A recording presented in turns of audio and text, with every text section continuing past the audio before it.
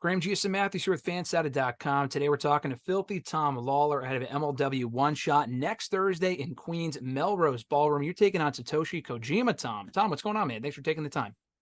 Yeah, thanks. Just, in my training camp, getting ready to beat the crap out of the leader of the Bread Club next week. This is a crazy match. I mean, I feel like this is a match that we would see on like a New Japan type show, but we're getting it in MLW next week, which isn't really out of the ordinary for anyone that's been following MLW for a while now. You'll get matches like this on these shows, an attraction of sorts. Just talk me through this match, your history with Kojima, and why you're looking forward to this one. Yeah, well, unfortunately, I have faced Satoshi Kojima before. However, it was in front of no fans during the pandemic. So this is going to be a big opportunity for me to show everybody out there that not only am I the best MLW World Heavyweight Champion of all time by defeating the very first MLW World Heavyweight Champion of all time, but I also want to prove that when it comes to wrestling internationally, not just here in the US, you are looking at one of the top guys that you've ever seen on this planet. And by beating a legend like Kojima, which I've already done, but like I said, I want people to see it. Yep. What I mean, I want people there cheering him on as I bury him deep into the ground head first with a Tenzin spike pile driver just to add insult to injury. I was a fan of Kojima when I was in college. He is the first man to hold the IWGP and All Japan Triple Crown championships at the same time. He has also won the Noah Global Honored Crown. So he has had his own Triple Crown of sorts as the champion of all the major leagues in Japan. And like I said, I want to prove that internationally, I am one of the best on planet Earth. You talk about like the crowd being there for this one. Obviously, having fans in attendance adds a whole new dynamic. But I feel like for you two specifically, with the fans not being there the first time around, you got to hear those strikes a lot louder, right? When you guys are just in there, excuse me, beating the shit out of each other with those strikes. I mean, I got to go back and watch that match, but I feel like it's going to be a lot different this time. You got the crowd roaring. They're behind you. They're behind Kojima. But I feel like people got to go back and check out that original encounter because I'm sure those strikes, you can hear that much more. Yeah. One of the things about Kojima is like he's a big guy, but I think people underestimate really how hard of a hitter he is and how much force he delivers behind those moves. Sometimes, or maybe some people remember back to Forbidden Door when he wrestled CM Punk. He came off the top rope, delivering an elbow drop right to the genitals. Yeah. I know that one had to hurt because I've been hit with that same elbow drop.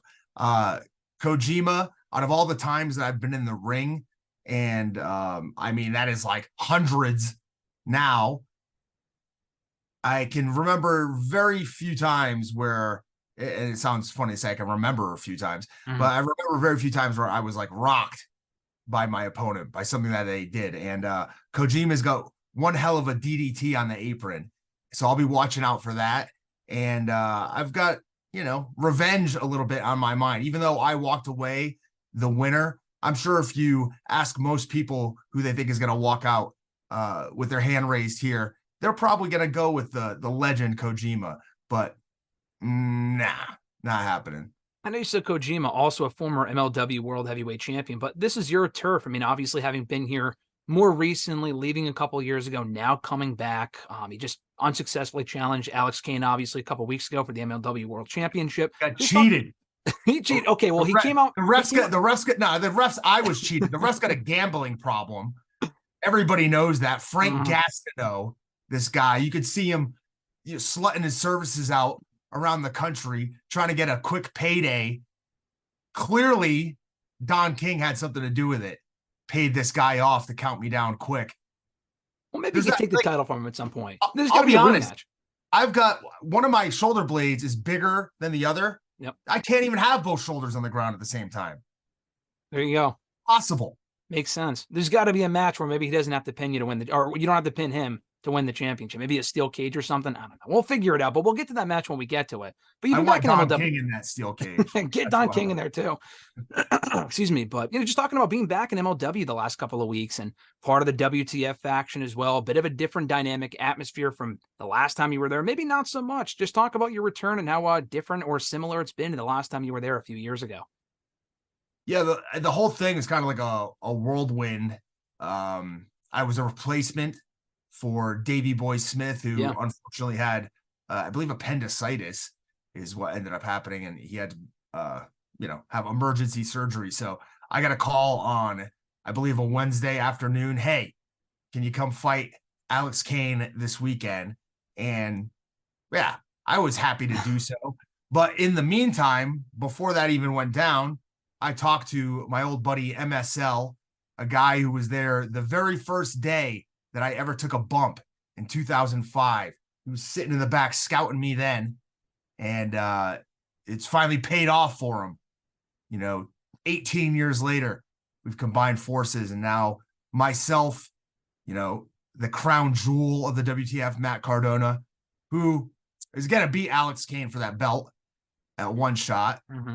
Now we have Hammerstone in the mix, Steph DeLander, of course, by the side of Cardona.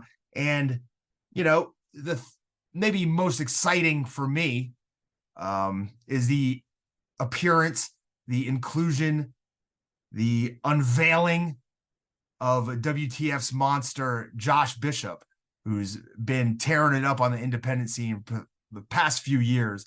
And this guy is as close to a amalgamation of Mike Awesome and Sid that you can get.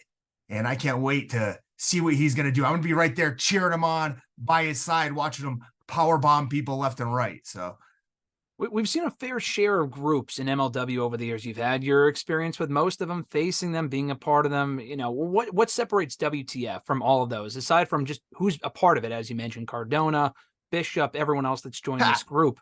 What separates that from the pack? It's like a video game stable. You know what I mean? Or it's like an eFed stable. It's like somebody just went, hey, who's the biggest, strongest guy we got out there? Well, Hammerstone. Mm-hmm. Right? Let's get him. All right. Matt Cardona, right? One of the biggest personalities that you can have. The guy wins at all costs. Everybody in the wrestling scene knows who Matt Cardona is. Let's get him in there. Hey, let's get a former UFC fighter, former champion in New Japan, former MLW world champion. Let's throw him in there. And then let's take the biggest, baddest, hottest guy on the independent scene when it comes to throwing a beat down on scrubs left and right, the super heavyweight Josh Bishop. And you can add in Davey Boy Smith. Hopefully he can make it back. Gene Snitsky has been affiliated with the WTF. So, to me, it's kind of like a fantasy stable, and it's pretty cool. Being back in MLW, already having won the world championship, dominating now again, challenging Kane a couple weeks ago, taking on Kojima at this show at One Shot. Do you have any goals for coming back, or just coming back and having fun at this point and just kind of doing your thing in addition to everything you're already doing in New Japan and everything else? I mean, I'm greedy. I'll be real. I could cut a few pounds and I think make that middleweight. Yep. Wait, I have to go check and see exactly what it is. I mean, I did fight at 185. It was tough to get down there. We'll have to see how much money Court's got in his pockets if that's the weight limit. But if it's 205, I can make 205 over the weekend. Hey, like I said, Josh Bishop is now in town. I would love to have the MLW World Tag Team titles, alongside him. So yeah, of course I do have goals. And one of them is to beat Satoshi Kojima. And it's not to stop after that. There's affiliations that MLW has with New Japan, like we mentioned. They've got guys from CMLL in. They have wrestlers on their roster wrestling all over the world. And Akira was just in Big Japan not too long ago. So bring it on. I want everybody. I want it all. You want it all. Listen, there's so many. Me full. So many familiar and fresh faces in MLW right now, coming and going. And there's a lot of chatter. People might be leaving, people coming back, yourself included. Do you think it sends a positive message about the promotion when you come back after a couple years away? Cardona's choosing to work in MLW, and you guys are coming in doing top programs from the get-go to kind of send the message, not only for wrestlers to come on in addition to all the other fresh faces working in the company right now, but also for fans to give MLW a shot as well. No pun intended, with one shot coming up on Thursday, obviously. Well, even if the pun was intended, it was a good one. So I appreciate you it. can pass it. I think that like the more eyes on the MLW product, the better off it's going to be, you know, for wrestling and obviously for MLW. But I think the more exposure that it gets, it also allows MLW to grow and to show, you know, different styles. If you look at the shows, kind of the way that they're formatted now, it's like a 2-hour pay-per-view block on Fight. And throughout that, you'll get a variety of different things. I think at this past show, there was like almost an hour-long match, which you rarely get between Fatu and Alex Kane. But before that, you know, there's a CMLL showcase with the MLW middleweight champion in it. And then I believe Ichiban, right? Who's a guy who's mostly known as like an up-and-comer on the Northeast scene, right? So he's getting opportunities. So I think the more Akira, who I mentioned earlier, you know, working in a program with Ricky Shane Page and the Second Gear crew, you know what I mean? So I think the more eyes that these guys get on them, it's great for wrestling, because then the smaller, the regional shows get more eyes on them. And, you know, I think it always benefits everybody. I agree. And you're getting such a great contrast, the styles on the shows. And you mentioned it yourself. What I really like about these MLW pay-per-views, if you want to call it that, on Fight, is that, like you said, they're only 2 hours. They're short and sweet. PLEs, exactly. That's what they're calling them nowadays. Exactly. You know, they're only 4 or 5 matches, if that, and you're always getting guaranteed great action regardless, with you know, one shot being no exception. But we're seeing you all over the place, dude. We're seeing you pop back up in MLW, obviously doing your thing in New Japan, all these other promotions as well. The Forbidden Door match obviously falling through, unfortunately, earlier this year with Cole due to the injury to him. Was there another instance where I think you were supposed to work a match and maybe it fell through? But I guess regardless, can we still expect to see you there, pop up at some point and do your thing over there? The rumor was that I was gonna face John Moxley, okay, right, before he got injured, but I don't know whether that was actually confirmed or not. I mean, it was never confirmed with me. Gotcha. There have been other times where I've been, I guess, like on standby. I don't even know what what the term would be. Yeah, I don't even know. I'm in the hole. Yeah, I'm whatever's not on deck. That's where I was. Honestly, I don't know. I mean, I haven't really spoken to anybody there since then. I wish beyond a wish of all wishes that I would get a return shot for the New Japan Strong Openweight Championship on AEW TV, but it appears that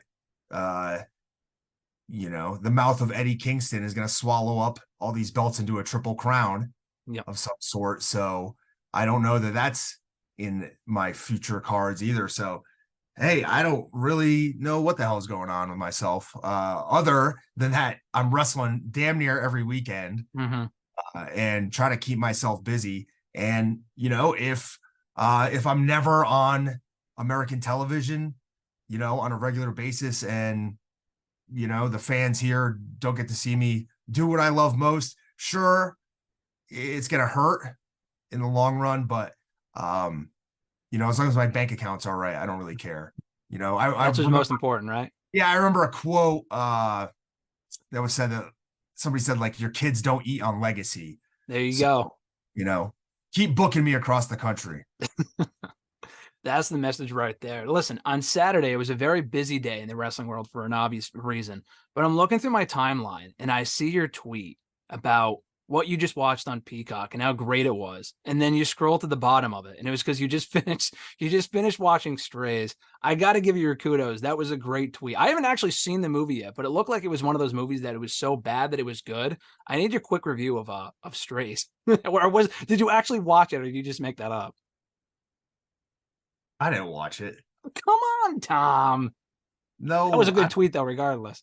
Yeah. The 3-second Google search it took for me to find a movie that I could associate with that situation was worth it to me. But yeah, I hate to break kayfabe, but I don't have time to sit down. Now I may go back and watch it after seeing how many people responded and said that's what I'm saying. Enjoyed the movie, and that apparently there's a genital biting dog as the main character. I may have to watch it. Do you even have a Peacock subscription? Did you even catch what happened on Saturday with Punk? Okay.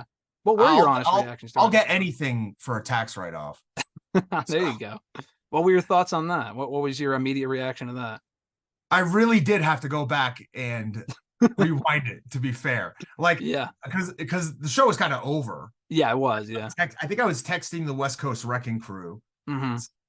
Jarrell Nelson and I were arguing over the quality of the Women's War Games match. Mm-hmm. I was a big fan of. It was a good match. It was really good. Yeah.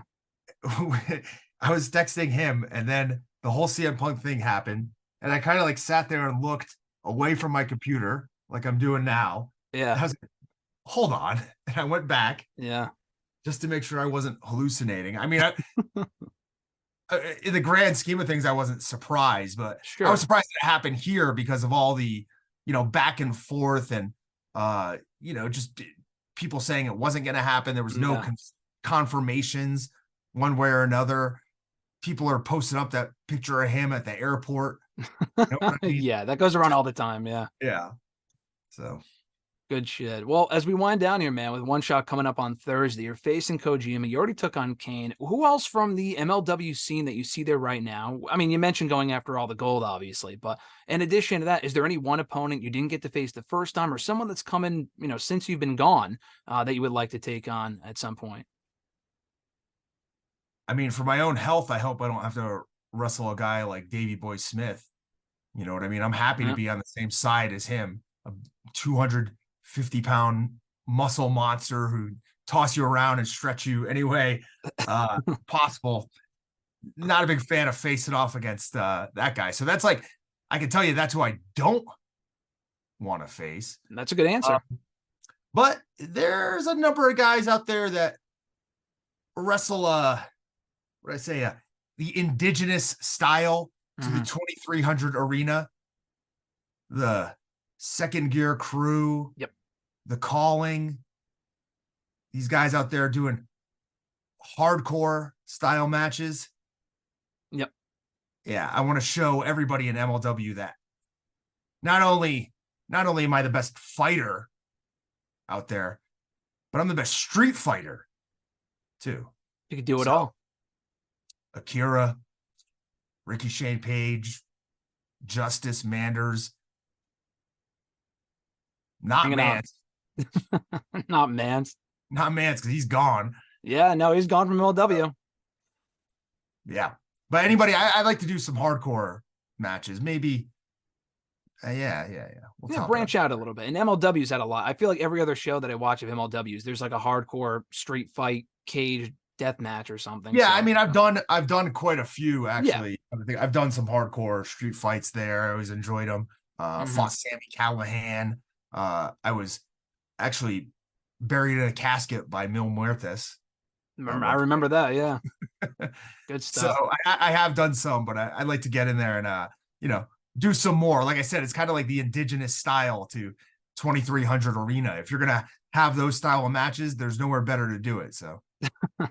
Exactly. Well, Tom, this has been great chat with you. Where can people find you on the socials, on the X, Twitter, Instagram, whatever?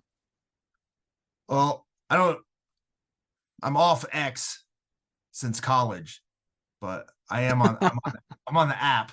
On the app, okay. I'm on the app at Filthy Tom Lawlor, FILTHYTOMLAWLOR on X and on Instagram as well. And I believe that's all my social media stuff. That's all your stuff. People can give you a follow for more of Strays content, even though you didn't watch the movie. But maybe the next time we chat, we can talk about Strays if you watched it by that point. So I'll have to do a review. Yeah, I look forward to it, dude. I look forward to it. But until then, people can catch you coming up on next Thursday on Queens, New York on Fight as part of MLW One Shot against Kojima. Tom, thanks so much for the time, man. I appreciate it. Yeah, no, thank you.